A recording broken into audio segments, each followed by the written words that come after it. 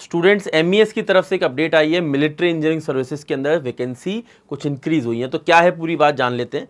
देखिए यहाँ पर एक नोटिस जारी हुआ है जिसके अंदर inclusion of 100 additional post of junior engineer quantity surveying and contract military engineering services में यहाँ पर पोस्ट एडिशनल पोस्ट 100 इंक्लूड की गई हैं।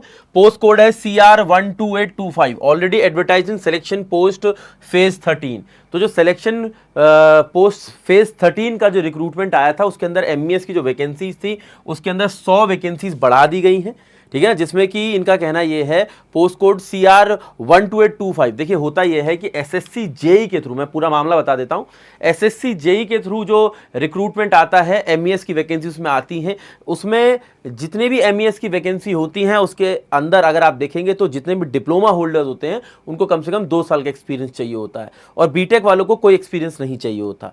लेकिन ये जो फेज 13 के थ्रू वैकेंसीज आती हैं इसके अंदर सिर्फ डिप्लोमा होल्डर्स ही अलाउड होते हैं, मतलब एलिजिबल होते हैं, इसमें किसी एक्सपीरियंस की जरूरत नहीं होती। तो ये एमईएस की वो वैकेंसी है जो डिप्लोमा होल्डर्स के लिए फेज 13 के थ्रू आती है पहला, ठीक है, जो फेज एग्जाम्स के थ्रू आती है एसएससी के, और उसमें 100 वैकेंसी यहां पर इंक्रीज हुई है, ठीक है। तो वो कह रहा है कि post name junior engineer quantity surveying and contract vacancy 114, ठीक है ना, जिसमें कि अनरिजर्व के लिए है फॉर, ठीक है ना, और फाइनल वैकेंसी अब 214 हो गई है, पहले 114 थी अब 214 हो गई, 100 वैकेंसी इंक्रीज हो गई है, ठीक है। तो ये पूरा मामला है, ठीक है। तो अब जो भी डिप्लोमा होल्डर्स हैं अगर वो एमईएस में जाना चाहते हैं तो उनके लिए फेज़ वाला ये एक मौका, अच्छा मौका होता है, क्योंकि इसमें किसी एक्सपीरियंस की ज़रूरत नहीं होती और आप बिना किसी एक्सपीरियंस के आप एमईएस के अंदर जा सकते हैं। लेकिन एसएससी जेई के थ्रू जो वैकेंसी आती है उसमें बीआरओ, एमईएस, ये 2 डिपार्टमेंट है सिविल के अंदर खासकर, जिसमें कि आपको 2 साल का कम से कम एक्सपीरियंस की ज़रूरत पड़ती है। बाकी अगर आप एसएससी जेई के लिए प्रिपेयर कर रहे हैं,